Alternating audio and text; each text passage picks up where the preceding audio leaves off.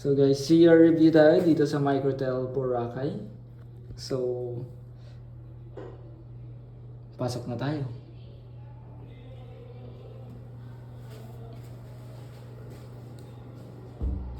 Diyan. So, ayan. So, kitang-kita naman natin yung CR. So, ito yung wheelchair accessible room. And isang feature ng wheelchair accessible comfort room ay yung ano sa tingin mo? Number 1. Ano? For grab more. Yun naman yung typical na nakikita mo sa mga accessible CR. Tapos if you look at the toilet, nasa baba siya ng the usual height. Yung seat niya. Mm-hmm. Okay siya sa mga naka-wheelchair kung pwede silang upo ng mababa. Yes. Pero may mga mayroong built impairment na hindi pwede sa mababang seat. So yun, so may kitang may grab bar. Sa toilet, may grab bar.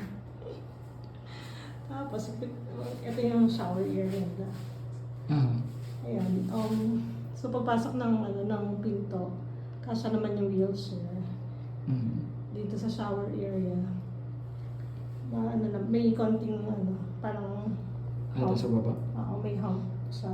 Pero okay naman siya sa wheelchair kaya. Hindi naman siya magiging hassle. Para, Kumbaga stopper lang siya ng tubig. I think so. So yun. Tapos may curtain. May curtain. Tapos sa loob ng shower area. Mula doon sa may shower, sa harapan, tapos sa gilid, tapos doon sa may dito po sa Sa bandang gitna ng wall. Towel, sorry. Kita niyo na yung towels na gamit. Tapos gamit na namin yan. May grabber din. Pwede siya. So yun po, may grab bar din siya sa wall na yan. Sa gitna. So tatlong side ng wall ng shower may grab bar. So yun lang, grab bar, tapos spacious na yung enough yung space para maka-maneuver yung wheelchair. At mababang toilet seat. Tapos usually,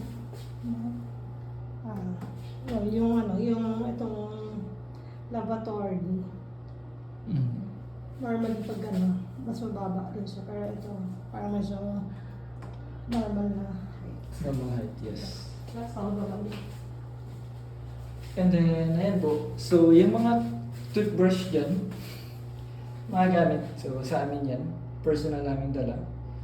So, ang free lang is meron sila tissue. Tapos, merong sabon. And then, merong shampoo pump dito. Ayan, sa shower area. So, kailangan rin siya magdala ng sabon, tsaka sariling conditioner, lotion. So, yun lang.